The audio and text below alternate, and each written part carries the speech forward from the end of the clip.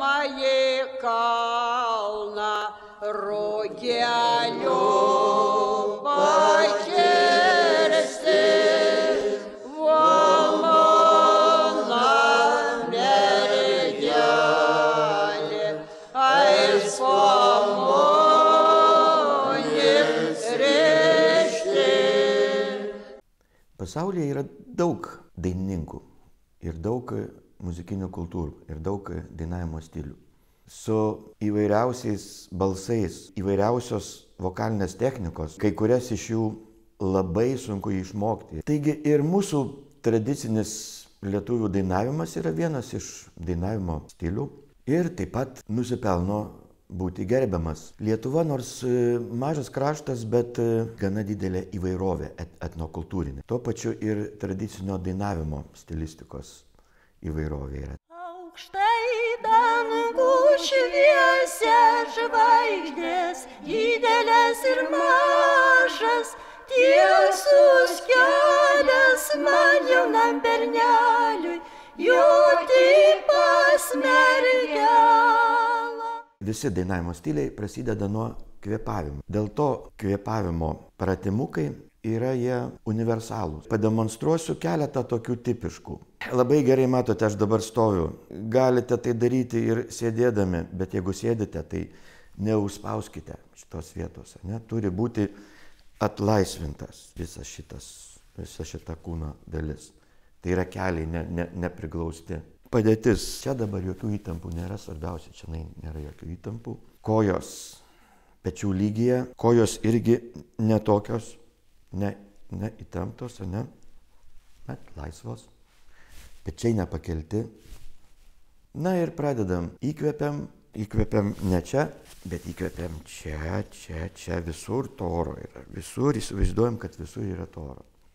Pečiai nepakyla. Ir imame lengvai išpūsti tą orą, lengvai. Mūsų uždavinys yra koksai, kad srovelė būtų kiek galima ilgesnė, kad ji būtų lygi. Nesvarbu, kad būtų stiprus čia garsas. Visai nesvarbu, kad ji būtų lygi ir ilga. Ir kad mes jaustumėm, kaip tas oras stumiamas yra. Iš čia, iš apačios. Ne čia jisai, bet čia jisai. Iš pilvo.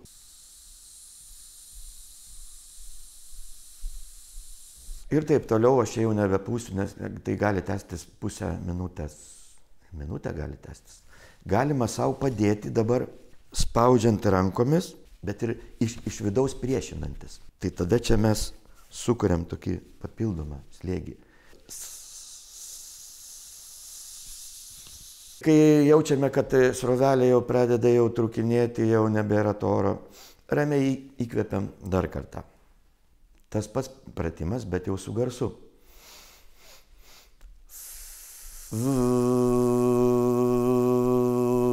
Ir taip toliau. Tada pradedame vokalizuoti murmurando.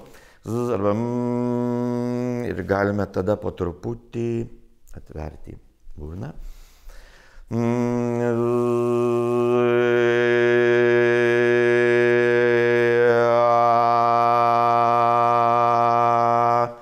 Patreniruoti įvairius balsius, vis atkreipdami dėmesį, vis prisimindami, kad nededam, taip sakant, balso ant stygų, bet gaunam jį pakankamu pobalsiniu slėgiu.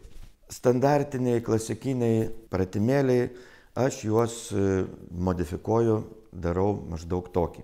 Ma, ma, mi, ma, ma, ma, mi, ma, mi, ma, mi, ma. Tada lipam į viršų. Ma, ma, ma, mi, ma, ma, ma, mi, ma, mi, ma. Lipdami į viršų, nepamirštami vis atkreipti dėmesį, kad balsą turime išgauti, kabutėse, iš pilvo. Jeigu jau jis lipa čianai, ma, ma, mi, jau čianai, vadinasi, blogai yra. Turim spustelti daugiau. Ma, ma, mi, Jeigu jau nepavyksta ir tokiu būdu nebepavyksta, nutraukiam, geriau baigiame, pasiekėm ribą. Lygiai taip pat galim pasivaikščioti į apačią, kvintos.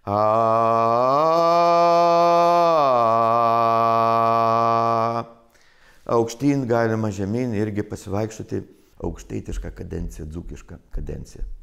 Nors ir aukštaitiškų, ir dzūkiškų gali būti ir kitokio. Tai būtų ta aukštaitiška ma, ma, ma, ma, ma, ma, o apatinis balsas dainuoja ma, ma, ma, ma, ma, ma, ma, ma, ma, ma, ma, ma.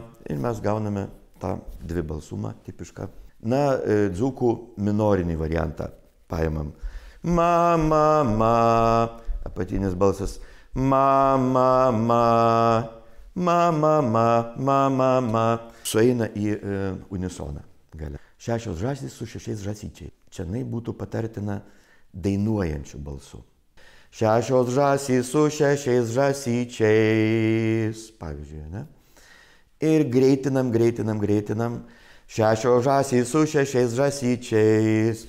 6 žąsys su 6 žąsyčiais. Ir paskui gale pakartojam iš lėto labai aiškiai. Vidur prūdo bliūdas plūdur. Patarimas pabaigoje patęsti. Vidur prūdo bliūdas plūdur. Vidur prūdo bliūdas plūdur. Vidur prūdo bliūdas plūdur. Va, po truputį tas prasimankštins ir bus jau gražesnis. Labai geras pratimas yra, aišku, galime pradėti nuo liežuvio. Ir vaikščiant.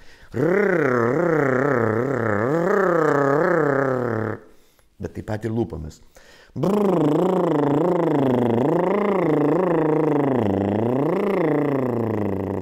Galim pamankštinti dar savo taškus, kurie truputį skauda, kad nukristų apatinis žandikaulis visiškai, kad būtų atpalaiduotas.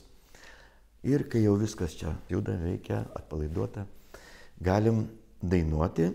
Oi tu, sakalėlė,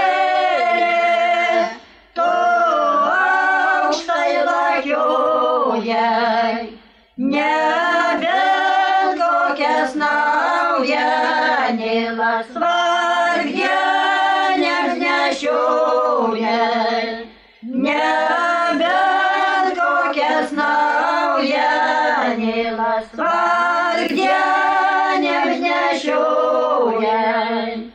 Ką mes dainuosime? Kokio krašto dainas mes dabar pradėsime dainuoti? Kokio balso mums dabar reikės? To priekinio balso. Mes tada turėtumėm jį pamankštinti. Pradedame nuo vidurinės liežuvio padėties ir vidurinės gerklų padėties. Nuo paprasto balso A.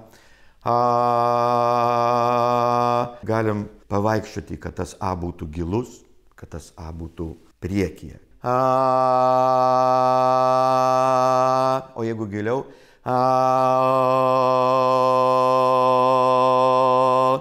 o jeigu priekinis,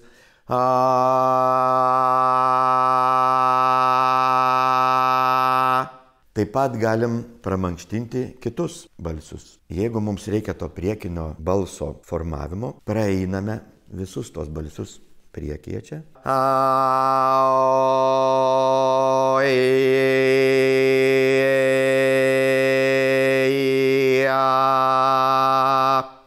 Jeigu mums reikia puošmenų ypatingų.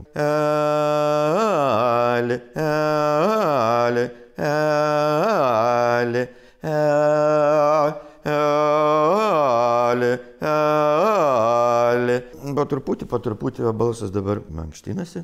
Apšilimas prieš dainavimą yra būtinas, bet mes visus šitos pratimėlius galime pakeisti tiesiog 1-2 gerai mūsų mokamomis įdainuotomis dainomis, kurios ir atliktų tą balso apšilimo paskirtį.